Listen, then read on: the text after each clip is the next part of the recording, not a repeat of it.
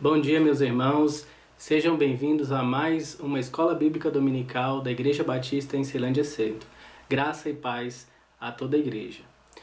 Nós hoje daremos continuidade ao estudo do nosso livro de Isaías. Hoje a nossa passagem se encontra no capítulo 2, os versículos que vão do 6 até 22. Mas eu gostaria de, antes de iniciarmos o nosso estudo, orarmos ao nosso Deus. Oremos.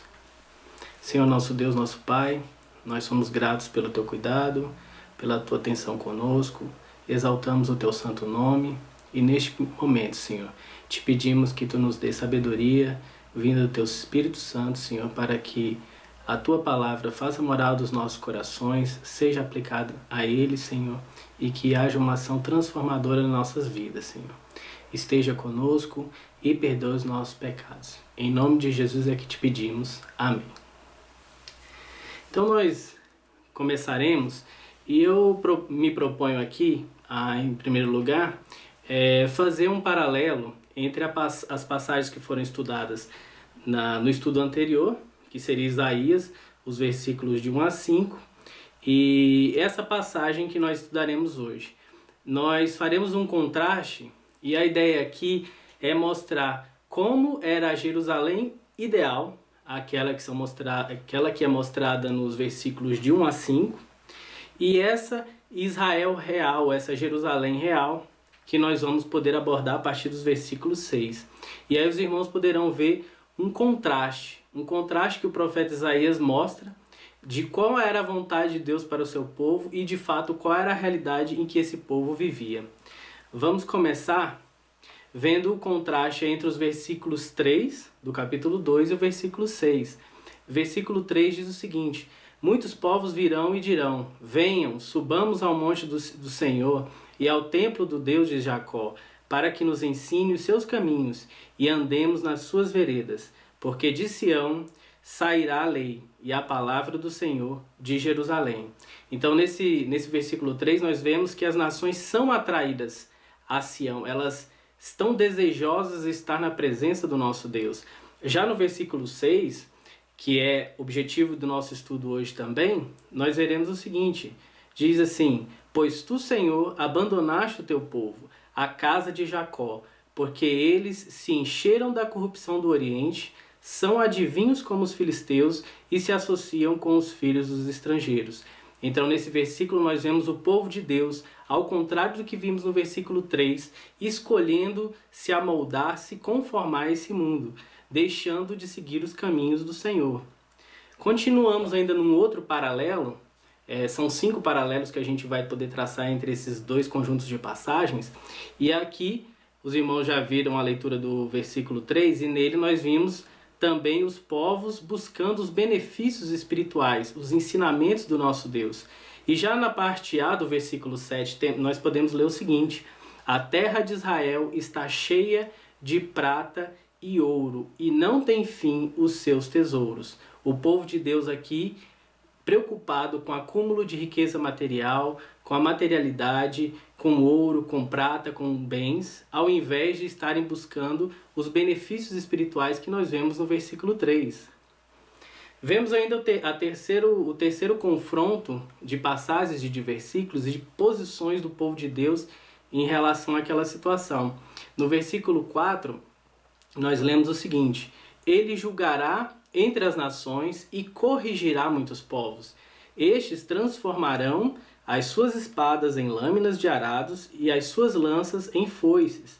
Nação não levantará espada contra nação, nem aprenderão mais a guerra. Então, a consequência da busca do Senhor, de estar na presença do monte de Sião, de estar ali invocando o nome do nosso Deus, é um mundo de paz. Diferentemente do que nós vemos no versículo 7, na parte B, que diz o seguinte: também está cheia de cavalos e são incontáveis os seus carros de guerra. Aqui, na passagem que estudaremos ainda hoje, nós vemos a preocupação dos povos, em geral e em especial aqui o povo de Judá, se preocupando com armamentos, aparelhamento de guerras e coisas semelhantes a essas. Então, diferente daquilo que era a vontade de Deus. Continuando ainda no quarto paralelo de passagens, nós analisamos novamente o versículo 3 E nós vemos o seguinte, eu vou ler só uma parte aqui, né? Venham, subamos ao monte do Senhor e ao templo do Deus de Jacó, para que nos ensine os seus caminhos e andemos nas suas veredas, porque de Sião sairá a lei e a palavra do Senhor de Jerusalém. Então nós vemos aqui no versículo 3 as nações buscando conhecer o verdadeiro Deus, comprometendo-se de antemão a obedecê-lo, querendo estar na sua presença. Ao contrário do que vemos no versículo 8, que diz: a terra de Israel também está cheia de ídolos. Eles adoram a obra das suas mãos, aquilo que os seus próprios dedos fizeram. Aqui mostra a idolatria do povo, o povo se ocupando em inventar para si seus próprios deuses, seus próprios ídolos, e realmente saindo fora daquilo que é a vontade de Deus. E o quinto paralelo que nós podemos traçar aqui entre a Jerusalém ideal, que nós vemos na primeira parte de 1 a 5, e o que nós veremos a partir do versículo 6, é o seguinte: versículo 4 nos diz: ele julgará entre as nações e corrigirá muitos povos. Estes transformarão as suas espadas em lâminas, como nós já lemos, de arados, e as suas lanças em foices. Nação não levantará espada contra a nação, nem aprenderão mais a guerra. Então aqui o Senhor recebe e vai julgar esses povos, e eles serão julgados conforme a obediência que eles estão tendo à sua palavra. Já no versículo 6 e 9, que nós vamos ler aqui, e nós já lemos o 6, mas vamos repeti-lo, para que os irmãos tenham ideia, diz assim: pois tu, Senhor, abandonaste o teu povo, a casa de Jacó, porque eles se encheram da corrupção do Oriente. São adivinhos como os filisteus e se associam com os filhos dos estrangeiros. No versículo 9 diz assim: com isso o povo se abate e as pessoas se humilham. Não os perdoe, ó Senhor. Então o povo de Deus é abandonado, nós vemos aqui porque exatamente eles se associam com outros povos e seguem o caminho desses povos que são idólatras, que estão afastados de Deus. Então eles vão ser julgados, vão ser abandonados e o perdão vai ser negado a eles. Nós agora continuamos a estudar a situação da Jerusalém real, né? Qual era a situação religiosa atual daquele povo. A partir do versículo 6, relembrando aqui que há uma mudança de tom na passagem. Enquanto no versículo 5 nós lemos: venham, ó casa de Jacó, e andemos na luz do Senhor, no início do versículo 6 nós já lemos: pois tu, Senhor, abandonaste o teu povo e a casa de Jacó. Há uma clara mudança de tonalidade aqui do profeta, né? Mostra o abandono de Deus para com o seu povo, mostra também a corrupção do seu povo, e aqui é destaque quando é retratada a corrupção vinda do Oriente. Possivelmente isso aqui seja uma alusão aos costumes da Síria, da Babilônia, né, que eram idólatras, que eram povos totalmente à parte da vontade de Deus, e também pela citação de filisteus, né? Eles se associam a filisteus. E isso aqui também é reprovado pelas escrituras, porque os filisteus eram dados a adivinhações que eram claramente proibidos em Israel. Nós vemos isso em Levítico. Vamos ler essa passagem, Levítico capítulo 19, 26, diz o seguinte: não comereis coisa alguma com sangue, e não agourareis nem adivinhareis. Ainda podemos corroborar essa ideia contra a prática da adivinhação em Deuteronômio, capítulo 18, versículos de 9 a 14, que diz o seguinte: quando entrarem na casa que o Senhor, o seu Deus, lhes dá, não procurem imitar as coisas repugnantes que as nações de lá praticam. Não permitam que se ache alguém entre vocês que queime em sacrifício seu filho ou a sua filha, que pratique adivinhação, ou dedique-se à magia, ou faça presságios, ou pratique feitiçaria, ou faça encantamentos, que seja médium ou espírita, ou que consulte os mortos. O Senhor tem repugnância por quem pratica essas coisas, e é por causa dessas abominações que o Senhor, o seu Deus, vai expulsar aquelas nações da presença de vocês. Permaneçam inculpáveis perante o Senhor, o seu Deus. As nações que vocês vão expulsar dão ouvidos aos que praticam magia e adivinhação, mas a vocês, o Senhor, o seu Deus, não permitiu tais práticas. Então, corroborando aqui essas passagens em Levítico e em Deuteronômio, né, condenando a prática de adivinhação. E possivelmente muitos desses caminhos, costumes, a corrupção do Oriente também tem a ver com a questão de adivinhação ali daqueles povos. Os versículos 7 e 8 nos dizem o seguinte: a terra de Israel está cheia de prata e de ouro, e não tem fim os seus tesouros. Também está cheia de cavalos, e são incontáveis os seus carros de guerra. A terra de Israel também está cheia de ídolos.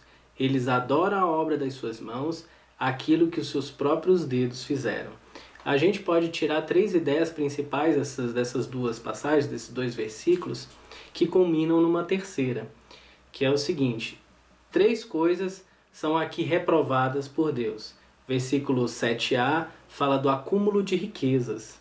Versículo 7b, parte B do versículo 7, diz acúmulo de armamentos. E versículo 8, parte A, fala sobre os ídolos, né? Aquele povo estava repleto de ídolos. E isso era estritamente proibido de acordo com a palavra de Deus. Nós podemos ler isso em Deuteronômio, capítulo 17, os versículos 16 e 17. Diz assim: porém, esse rei não deve multiplicar para si cavalos, nem fazer o povo voltar ao Egito, para multiplicar cavalos, pois o Senhor já lhes disse: nunca mais vocês devem voltar por este caminho. Esse rei também não deve tomar para si mulheres, para que o seu coração não se desvie, nem deve acumular muita prata e muito ouro. Porque a consequência dessas 3 coisas, como a gente viu nessa passagem anterior, é o afastamento de Deus. Porque o acúmulo de bens materiais, o homem se tornando ou se achando autossuficiente, isso com certeza o leva ao afastamento de Deus. Ainda como consequência dessas 3 situações, nós lemos no versículo 9 o seguinte: com isso o povo se abate e as pessoas se humilham. Não os perdoes, ó Senhor. Aqui nós vemos a primeira consequência, que é o povo sendo humilhado e rebaixado. A parte A do versículo 9, na parte A do versículo 9 nós podemos ver isso. E na segunda parte, a parte B, o pecado não pode ser esquecido. O profeta Isaías, ele deixa isso bastante claro. Ele deve ser punido, ele tem que ser punido e ele não pode ser esquecido. A partir do versículo 10, nós entramos em um outro momento em que o Senhor é exaltado nas passagens e o homem, ele é humilhado. Então, no versículo 10 e 11 nós podemos ver isso, no versículo 12 também. A gente vai fazer a leitura para que a gente possa acompanhar essa situação. Versículo 10. Entre no meio das rochas e esconda-se no pó, ante o terror do Senhor e a glória da sua majestade. Os olhos arrogantes serão abatidos e a soberba humana será humilhada. Só o Senhor será exaltado naquele dia. No versículo 10, nós vemos aqui artifícios humanos e vemos que eles não são suficientes. Os homens se escondendo nas rochas, entrando no meio das rochas, tentando de alguma forma fugir da presença do Senhor. E a gente vê isso em algumas passagens do Velho Testamento, essas estratégias funcionando para alguns inimigos que o povo de Israel enfrentou, o povo de Judá. Mas contra o nosso Deus, esses artifícios eles não funcionam, não são suficientes, porque o nosso Deus é todo-poderoso. E ainda no versículo 11, nós continuamos assim: os olhos arrogantes serão abatidos, a soberba humana será humilhada. Só o Senhor será exaltado naquele dia. A ideia aqui é a glória de Deus sendo demonstrada nessas passagens, a majestade de Deus sendo exaltada aqui. E nós também retomamos aqui a ideia já exposta no versículo 9, que fala sobre a humilhação do homem, né? Ele sendo deixado no seu verdadeiro lugar. No final do versículo 11 e no versículo 12, que eu vou ler agora para os irmãos, nós vamos falar sobre o dia do Senhor. Só o Senhor será exaltado naquele dia. Versículo 12. Porque o dia do Senhor dos Exércitos será contra todos os orgulhosos e arrogantes, e contra todos os que se exaltam, para que sejam humilhados. Esse dia a que se refere aqui, o versículo 11 e o versículo 12, é o chamado dia do juízo, é o dia da volta, do retorno do glorioso do nosso Senhor Jesus Cristo. E Isaías aqui, ele permanece na tradição, no entendimento do profeta Amós, que também foi seu contemporâneo, né? Em Amós capítulo 5, de 18 a 20, ele também se refere a esse dia, o dia do juízo, e ele tem uma citação bastante forte em que ele diz que será um dia de trevas e não de luz. No versículo 12, como nós lemos aqui, será o dia reservado para os orgulhosos e soberbos.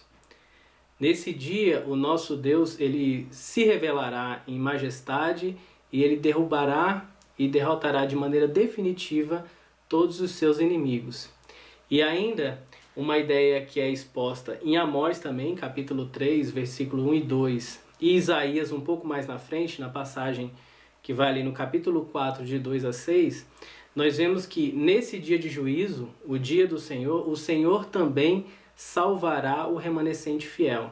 E isso se aplica tanto ao povo de Israel, que permaneceu fiel ao nome dele, ali a gente vai poder confirmar isso nessas passagens, como aqueles que foram fiéis, que serão fiéis até o dia final. A partir do final do versículo 12 e até o versículo 17, nós vemos as passagens, nessas passagens, o nosso Deus, nosso Senhor, sendo exaltado acima de todas as coisas que são exaltadas. Ele se mostra acima de tudo isso. Vamos ler aqui o versículo 13 a 16, para que os irmãos possam ver isso. Contra todos os cedros do Líbano, altos e imponentes, e contra todos os carvalhos de Bazã, contra todos os montes altos e contra todas as colinas elevadas, contra toda a torre alta e contra toda a muralha firme, contra todos os navios de Tarsis e contra tudo o que é belo à vista. Nós vemos duas ideias aqui. Primeiro, a exaltação, né? Todas as coisas exaltadas, sejam elas naturais ou feitas pela mão dos homens, elas refletem a arrogância, o orgulho da humanidade que caiu, né? Que caiu em pecado. A gente vê isso bastante claro aqui de 3 a 15, né? E por fim, eles representam a maneira como as pessoas se viam de alguma forma independentes de Deus, confiantes na sua própria segurança. Quando nós lemos aqui nos versículos 15, contra toda a torre alta e contra toda a muralha firme, isso mostra o homem na sua petulância, achando que porque constrói, porque detém algum tipo de tecnologia, porque detém algum tipo de inteligência ou sabedoria, consegue se aproximar de Deus. Isso também é visto aqui no versículo 16, quando é citado os navios de Tarsis. Esses navios de Tarsis possivelmente eram navios grandes, que tinham grande capacidade de carga, e também eles conseguiam fazer longas viagens, alguns dizem até que em mar aberto. Isso era símbolo, isso demonstrava a capacidade naval, de construção naval dos homens. Mas mesmo tudo isso é irrelevante diante da presença de Deus. Mas isso era uma coisa que os afastava. De alguma forma mostrava que esses homens não estavam de acordo com a vontade de Deus, estavam independentes, se achando independentes e confiantes demais em si próprios. O versículo 17 diz assim: a arrogância das pessoas será abatida e a soberba humana será humilhada. Só o Senhor será exaltado naquele dia. Então essas palavras arrogância, soberba, são palavras que constantemente estão aqui expressando essa ideia de altivez humana, prepotência humana, que é exatamente o oposto da virtude daquilo que Deus quer de nós, que é uma mente humilde, uma mente consagrada, uma vida constrita diante da presença dele. E no final do versículo 17, há uma nova retomada, né, nova referência do dia do Senhor, que nós já explicamos anteriormente. A partir do versículo 18, A ideia que esse trecho nos traz é que o Senhor é exaltado, os ídolos e os homens são varridos. Isso mesmo, a ideia é de eliminados, exterminados, de alguma forma destruídos, humilhados, né? E nós lemos o seguinte: os ídolos serão totalmente destruídos. Então as pessoas se meterão nas cavernas das rochas e nos buracos da terra ante o terror do Senhor e a sua glória, da sua majestade, quando ele se levantar para encher a terra de espanto. Aqui nesse trecho nós estamos caminhando para o clímax, né, para o final dessa passagem, e nós vemos o triunfo do Senhor sobre os ídolos, que são feitos por mãos de homens, em que os homens depositam a sua confiança. E a ideia aqui também no final do versículo 19 é que todos esses artifícios dos seres humanos, tudo aquilo que o homem faz, se meter em cavernas, se esconder, tudo isso não terá nenhum sentido ante a presença. E aqui o versículo é bem claro, ele fala ante o terror do Senhor e da sua glória. Nada disso se mostra eficaz, né, diante do poderio do nosso Deus. Nos versículos 20 e 21, nós vemos o Senhor sendo exaltado e os ídolos expostos. Nós lemos assim: naquele dia as pessoas lançarão aos ratos e aos morcegos os seus ídolos de prata e os seus ídolos de ouro, que fizeram para adorar, e entrarão nas fendas das rochas e nas cavernas dos penhascos para fugir do terror do Senhor e da glória da sua majestade, quando ele se levantar para encher a terra de espanto. E nós vemos algumas ideias nesse trecho. A primeira coisa é a ironia, o sarcasmo do profeta aqui no versículo 20, porque ele faz um contraste entre ídolos de prata e ouro e ratos e morcegos, né? Então ele mostra ironia com isso. Ele também se utiliza do termo aqui ídolos. Isso lá no hebraico é o termo lilim, né? Ele tem a ideia de sem valor, fraco. Então ele, quando se refere a esses deuses, ele usa um termo que denota fraqueza, mas esse termo está associado a ouro e prata. Então são ídolos fracos que são feitos de ouro e prata. E essa ideia também é contrastada aqui com os ratos e morcegos, né? A preciosidade dos ídolos feitos de materiais tão nobres, com a repulsa que nós sentimos em geral por roedores e animais impuros dessa espécie, né? Como conclusão do nosso texto bíblico, nós temos aqui o versículo 22, que diz assim: afastem-se, pois, do ser humano, que só tem vida enquanto respira, pois em que ele deve ser estimado? Nós vemos aqui um contraste entre a primeira e a segunda exortação.